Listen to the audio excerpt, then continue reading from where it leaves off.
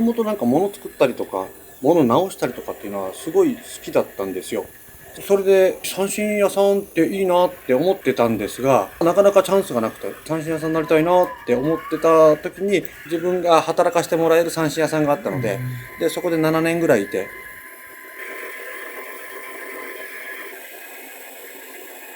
僕が働いていた三振屋さんっていうのが、僕の前の職場に近かったんですよ。だからお昼休みにご飯食べて、ダッシュでその三振屋行って、で、ずっとガリガリ削ってるっていう。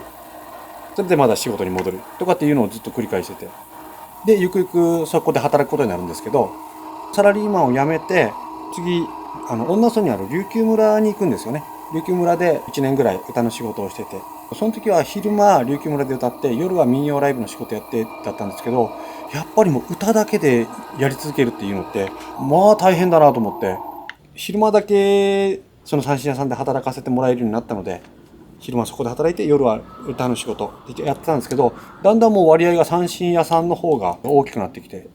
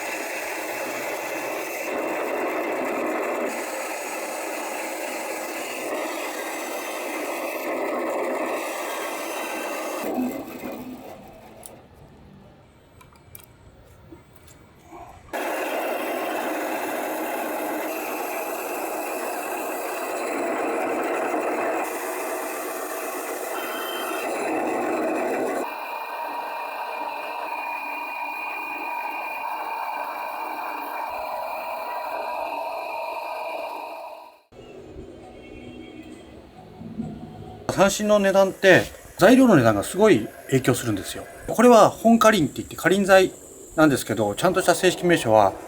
インドシタンっていう木です。弾いてターンってなる振動を伝えるっていうのが竿の仕事なので、その時に密度の高い木の方がいいんですね。密度が高い木ってなるとやっぱり黒炭、次が下になるんですよ。でこいつはお家の床柱だったので、柱から三振作ってくれっていう依頼なんですよ。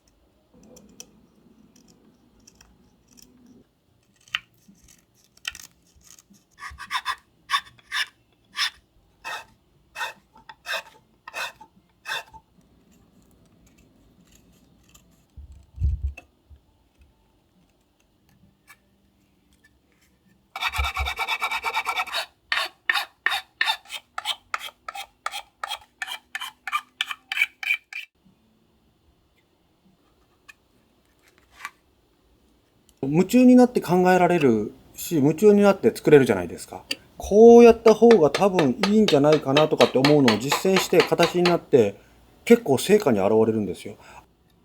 アコースティックなものなので少しの変化がすごく響いたりするんですね。良くするためにはっていうのをいろいろ頭で考えて実験したら結構うまくいったりとか、もちろん失敗もするんですけど、ダメな部分もあるんですけど、練ったら練った分だけ形になるという。それがまあ人に伝わるリアクションの時もあるし、僕にしかわからないリアクションの時もあるんですけど、そういうののこの三振からの反応がすごいあるのが面白いですね。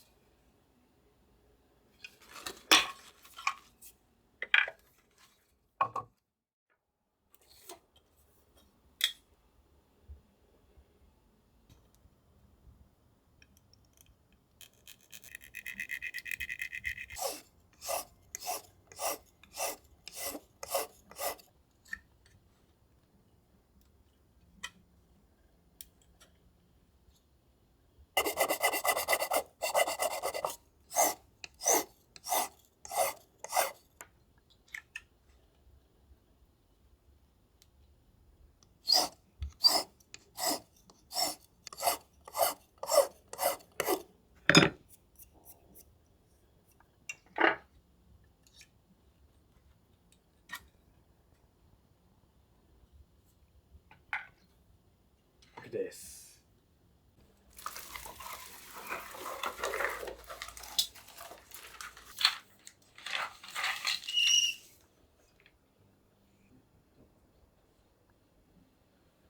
沖縄には鎖国の時代がないんですよね。だから東南アジアとかから買ってきたものを韓国とかに売ったりして、それで生計を立てている時代があるんですよ。東南アジアから今でも輸入してます。500年輸入してるってことになりますね。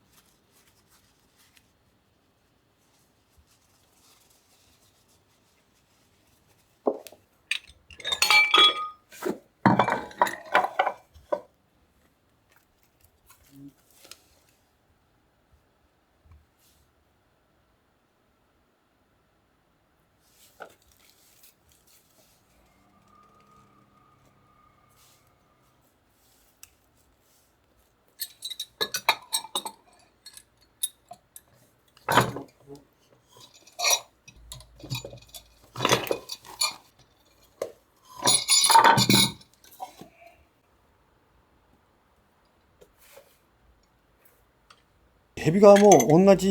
変わってないんですよね。皮の厚み全部違いますから。ニシキヘビってもうご飯丸飲みですから、やっぱ皮が伸びる生き物じゃないですか。生きてる時はやっぱりあんだけ伸びるんですけど、皮になってしまうと、生きてる時ほどの弾力っていうのはやっぱ失われるんでしょうね。ただ、伸びるポテンシャルはあると思うので、それをどうやって伸ばすか。どっちにしろ、いきなりは伸びないので、ちょっと、負荷かけて寝かせて、ちょっと負荷かけて寝かしてとか、っていうのを繰り返して、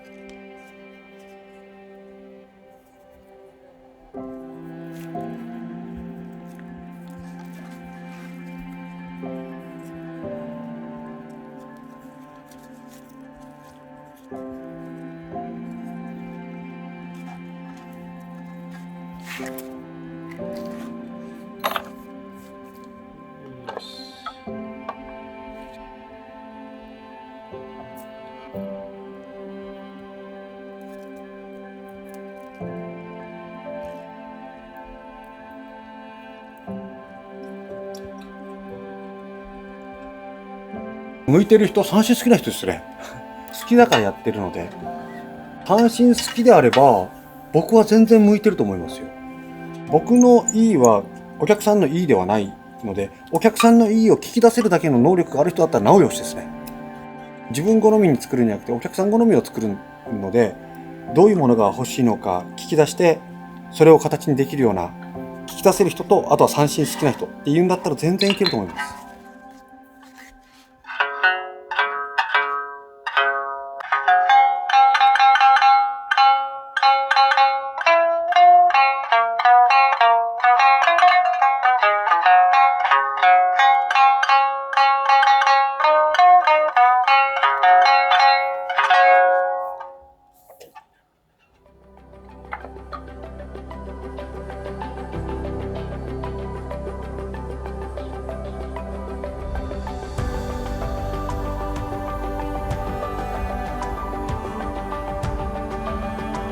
お店を出た後にやったーって聞こえる時があるんですよ。なんかその時嬉しいですよね。